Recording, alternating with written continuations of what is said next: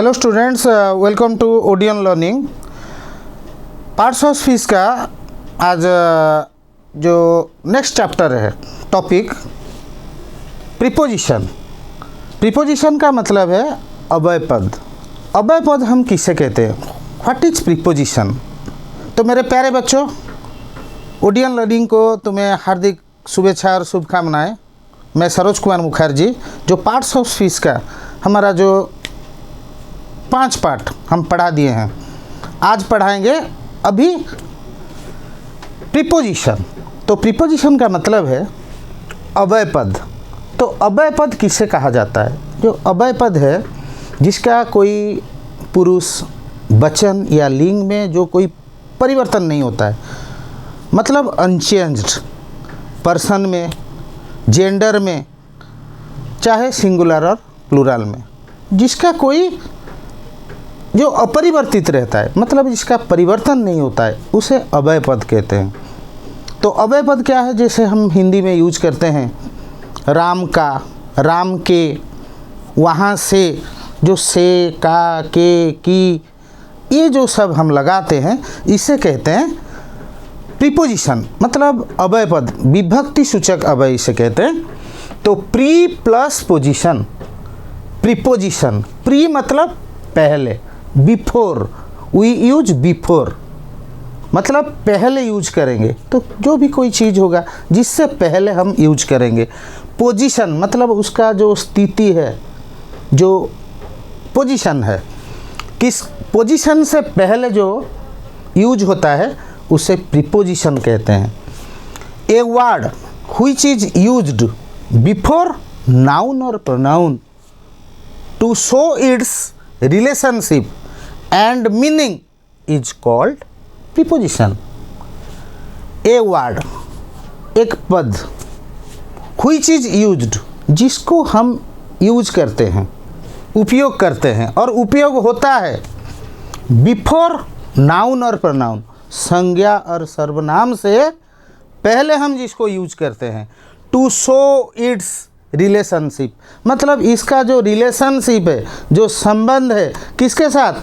संज्ञा और सर्वनाम से पहले यूज होके किसके साथ संबंध रखता है?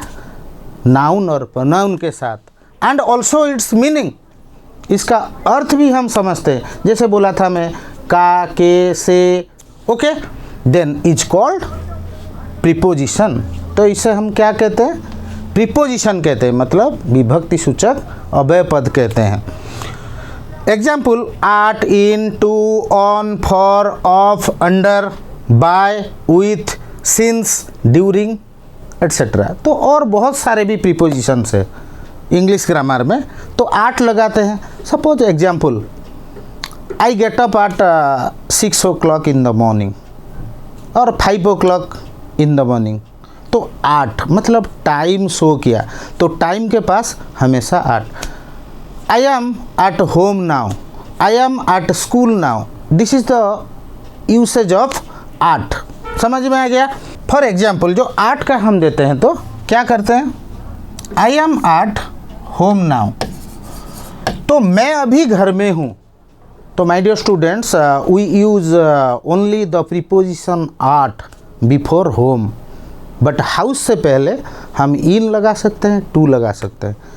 I am going to my house, but I am going home.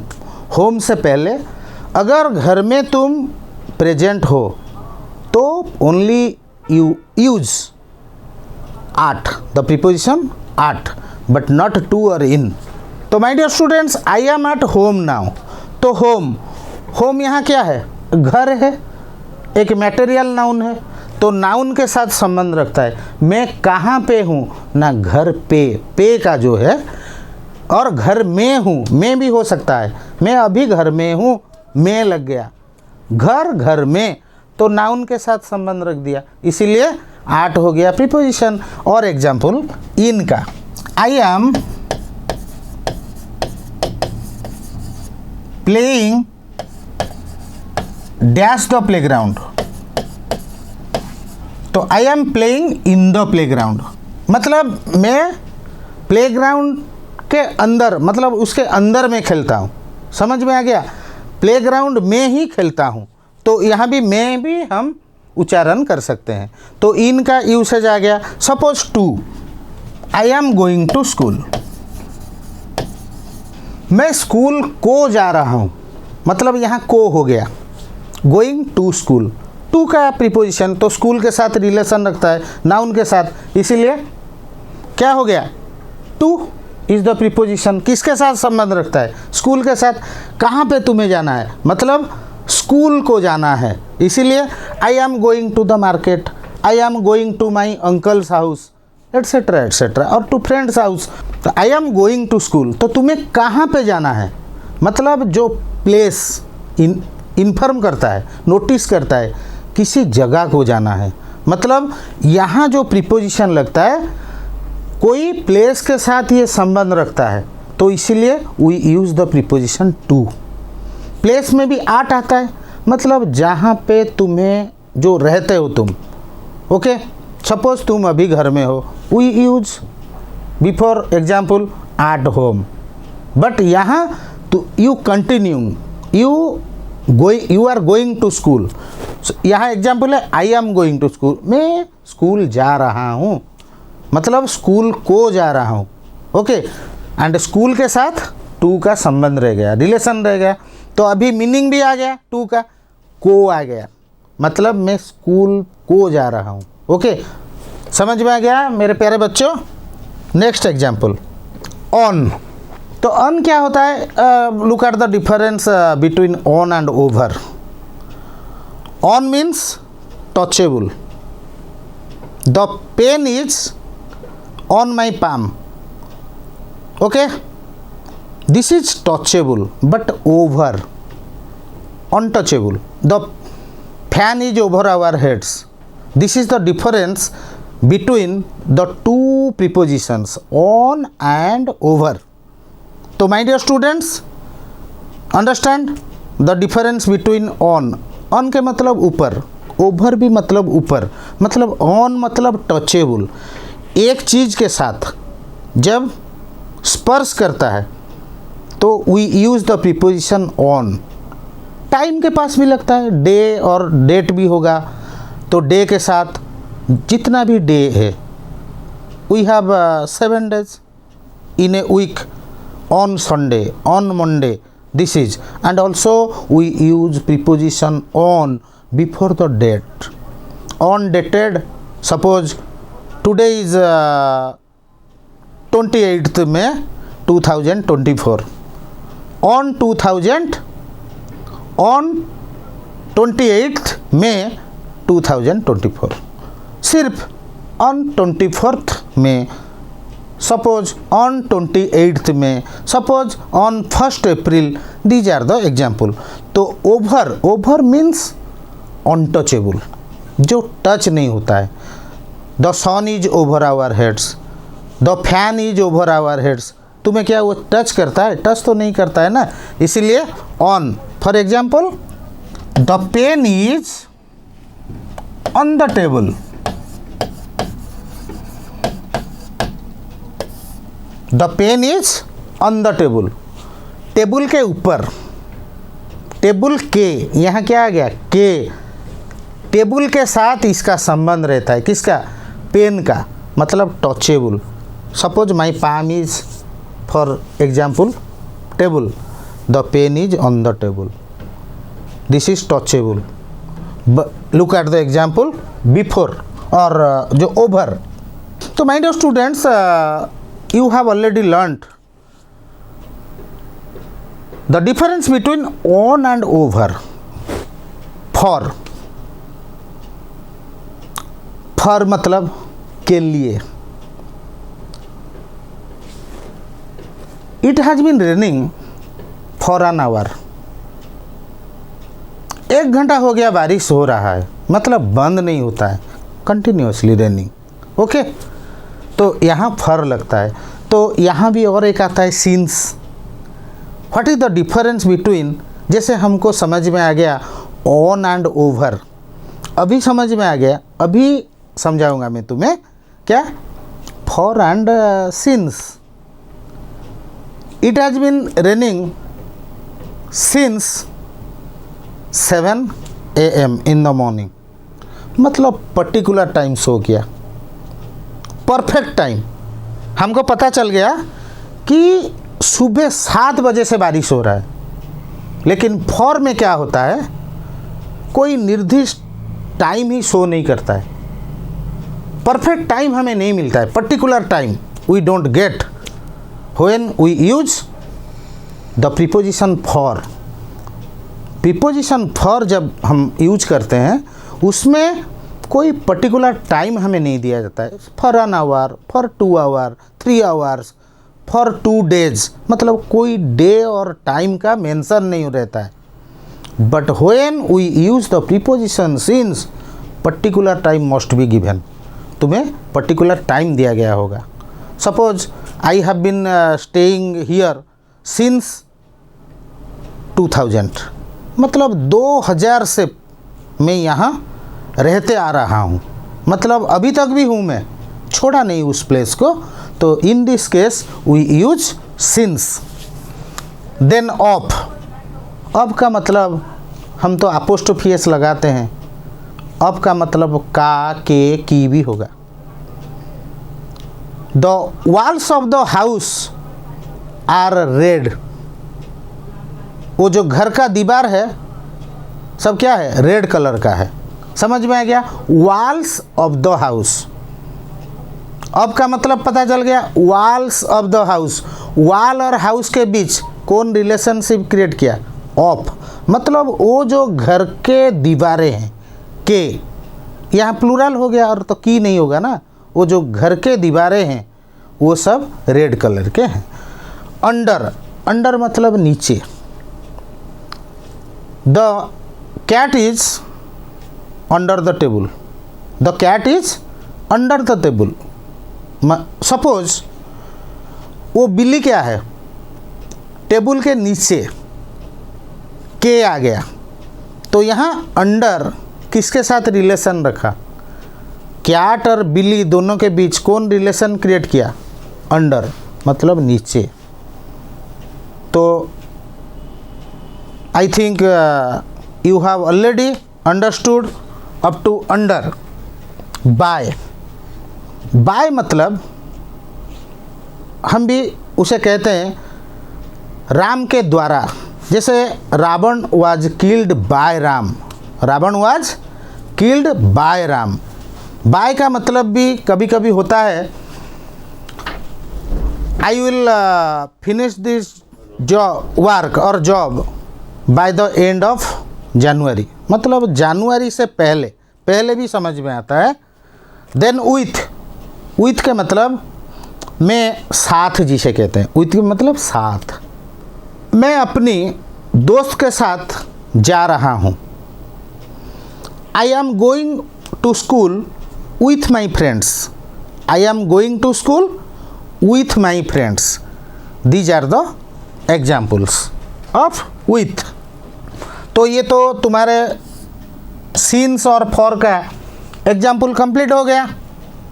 Then during,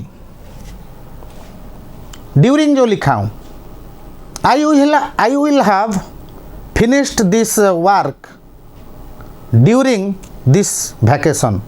ये जो वैकेशन आता है इस टाइम में मैं ये काम को ख़त्म कर दिया होगा। समझ में आ गया, मतलब ये जो समर वैकेशन तुम्हें दिया गया है, कुछ होमवर्क दिया गया है, I will have finished, I will have finished my homework during this summer vacation. Okay, दौरान जिसे कहते हैं। तो माय डियर स्टूडेंट्स, मेरे प्यारे बच्चों, अभी प्रीपोजिशन के बारे में तो तुम्हें थोड़ा बहुत कुछ नॉलेज आ गया होगा, और मैं सोच रहा हूँ मेरे प्यारे बच्चे सब प्रीपोजिशन जो समझाया बहुत कुछ समझ में आया होगा। और if you have any doubt I will clear your doubt on live classes, but time for activity. तो let us go to start activity. तो okay my dear students, now time for activity. Let us start activity number 1।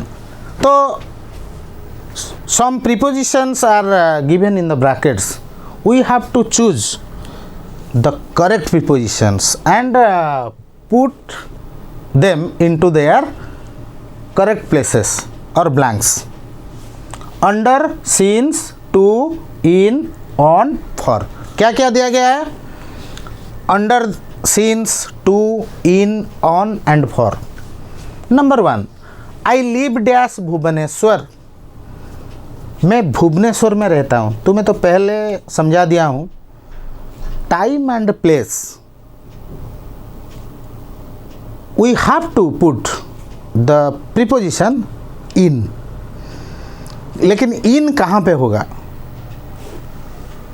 जो बड़े बड़े big cities होते हैं, we have to put in before the big cities, towns and big places also. तो यहाँ preposition लग गया इन. So my dear students, I live in Bhubaneswar. We have already told you when it notice that the big cities and vast area, country, state, we use the preposition in. Place पहले बोला था. 8 क्यों लगता है? मतलब particular एक place, मतलब small लेन होगा. गांव में रहते हो, गांव में तो बहुत सारे लेन होते हैं, मतलब उसे स्ट्रीट भी कहते हैं. तो लेन कहते हैं, स्ट्रीट भी कहते हैं. 8 वहाँ भी अन भी लग सकता है, तो स्ट्रीट होगा तो अन लग जाएगा. On, suppose 23 oblique plot number इतना, कार्ल मार्क्स स्ट्रीट ऐसा लगेगा. जब स्कूल, होम, ये सब पर्टिकुलर प्लेस है. इसमें I am studying at school, मैं स्कूल में पढ़ रहा हूँ, क्योंकि स्कूल इतना बड़ा जगह नहीं है, लिमिटेड प्लेस है. बट भुवनेश्वर मतलब एक बड़ा शहर है. बेंगलोर, उड़ीसा, चेन्नई, कोलकाता और इंडिया, ये पूरे भास्ट, इसलिए इन लगता है. You should keep dash the left, मतलब जब तुम पैदल चलते जा रहे हो, कि बाइक में जा रहे हो, सपोज साइकिल में जा रहे हो, you have to keep to the left. क्या लग गया? To the left. This is the particular way, you have to keep to the left. Good bye, see you dash Monday. अभी तो पहले बोल दिया हूँ तुम्हें, कोई डे या डेट होगा तो उससे पहले हमको कौन सा प्रीपोजिशन यूज करना पड़ेगा? ऑन. ये भी डे एंड टाइम शो किया. Then number 4, he has been staying dash 1990. तो पहले एक एग्जाम्पल दिया हूँ, जो I have been staying here since 2000. तो यहाँ क्या लग गया? सिंस. पर्टिकुलर टाइम दे दिया 1990. तो ये जो ईयर से मैं यहाँ रहते आ रहा हूँ, मतलब अभी तक भी छोड़ा नहीं. Number 5, it has been running dash an hour. तो ये भी एग्जाम्पल दे दिया हूँ. तो फॉर एन आवर, 1 घंटा हो गया, मतलब 1 घंटे से बारिश हो रहा है, मतलब it continuing, not stopping. It has been raining for an our.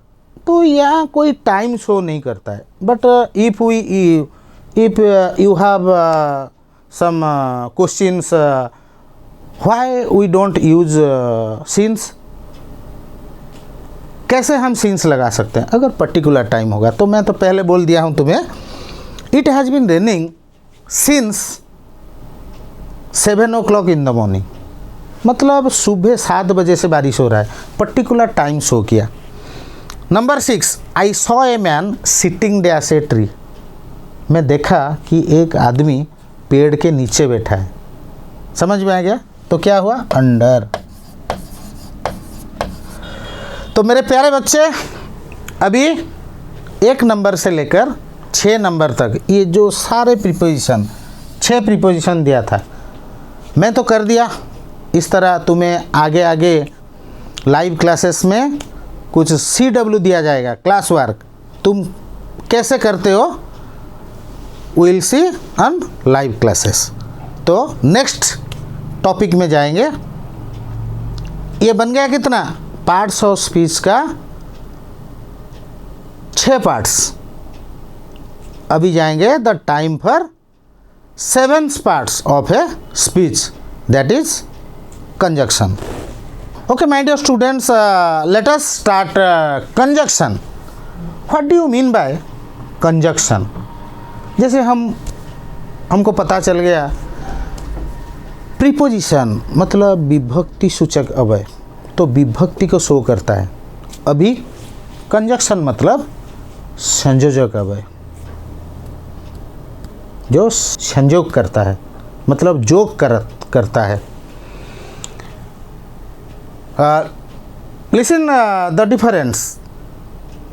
What is the difference between preposition, conjunction and the last part is interjection, जो आगे पढ़ाने वाला हूँ। तो अभी प्रीपोजिशन का डेफिनेशन पता चल गया। देन कंजक्शन के बारे में, what is conjunction? A word which joins words, phrase और sentences is called a conjunction. जो पद किसी 2 पद को और 2 वाक्यांशों को, मतलब फ्रेज एंड ऑल्सो सेंटेंसेस, 2 वाक्यों को संयोग करता है, मतलब जोग करता है, इज कॉल्ड ए कंजक्शन, तो उसे कंजक्शन ही कहा जाता है। फॉर एग्जाम्पल एंड, बॉट, और, फॉर, येट, सो, आज, एट्सेट्रा, ये सब कंजक्शन होते हैं। फॉर एग्जाम्पल एक सेंटेंस देता हूँ मैं तुम्हें, तो एक्टिविटी, तो look at my dear students, look at this example number 1। Is this a pen dash a pencil? ये एक कलम और पेन और पेंसिल है, और जो कहते हैं, मतलब आइदर और, किसमें से एक है क्या, तो वी यूज हियर और। तो और यहाँ क्या किया, कंजक्शन का काम किया, मतलब पेन एंड पेंसिल दोनों को क्या किया, जोग किया, इसलिए और is the conjunction. Number 2, I am playing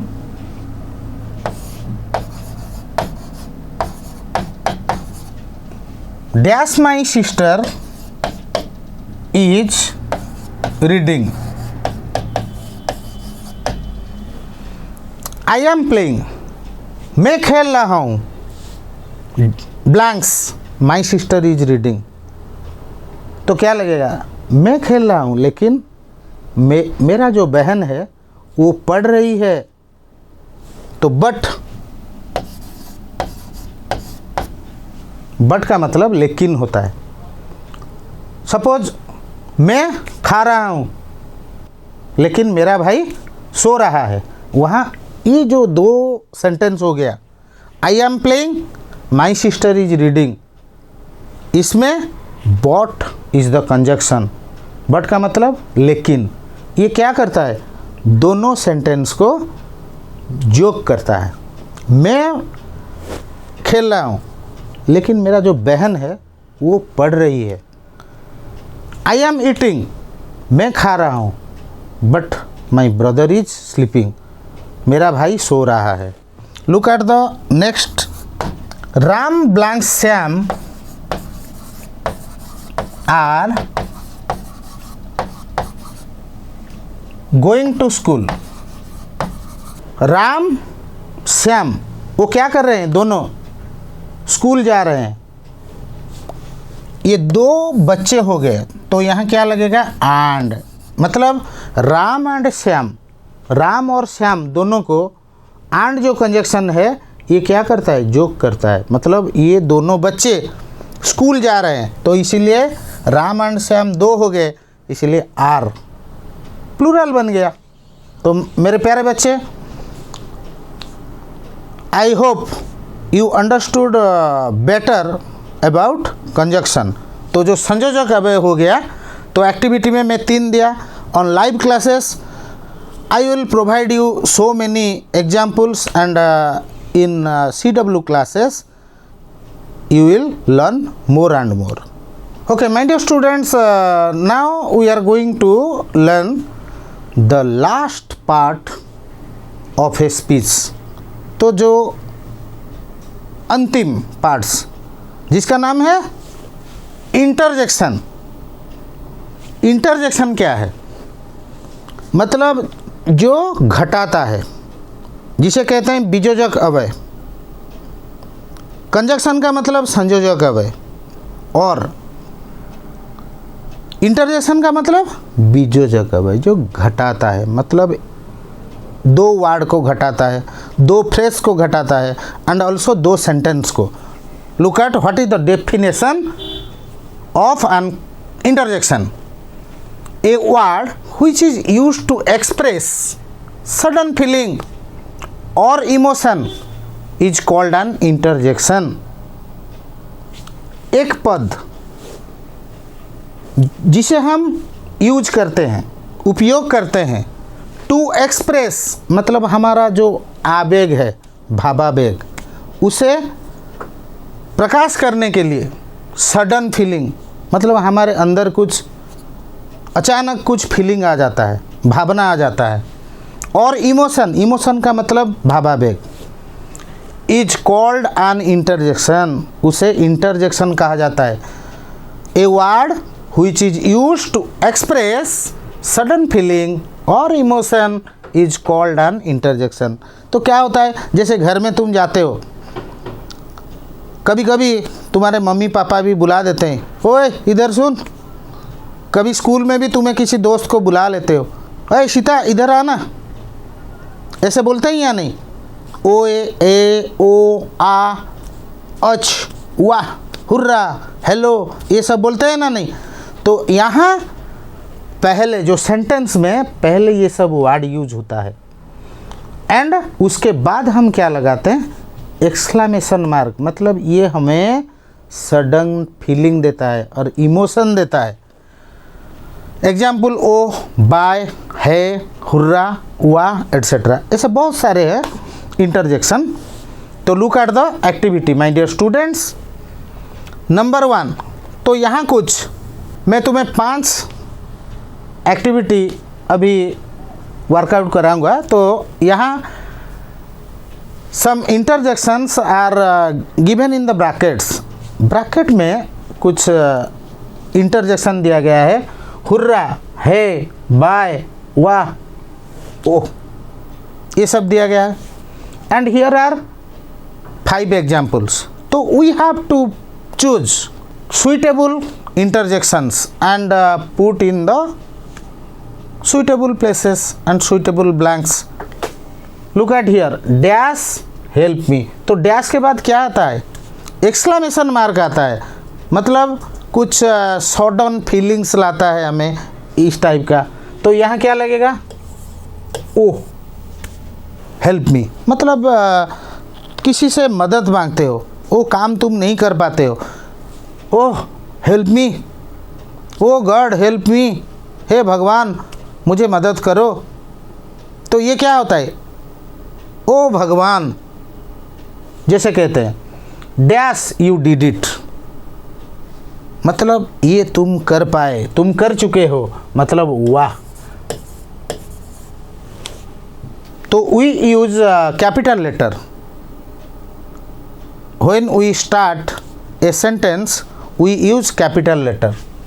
वाह यू डिड इट, अरे वाह तुम ये कर दिए।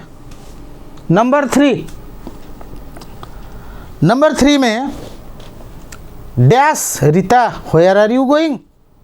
तुम सब हो मेरे प्यारे बच्चों, अपने अपने दोस्तों को बुलाते होगे, ओए रीता इधर आ, ए इधर आ, ओ उधर जा, ऐसे करते हैं या नहीं? तो है Rita where are you going, मतलब उसे तुम क्या करते हो, संबोधन करते हो है बुला के। पहले HUI है बोलते हो और नाम बोलते हो। तो यहाँ जो एक्सक्लामेशन मार्क होता है ये क्या करता है, इंटरजेक्ट करता है दूसरे सेंटेंस को, इसीलिए इसे इंटरजेक्शन कहा जाता है।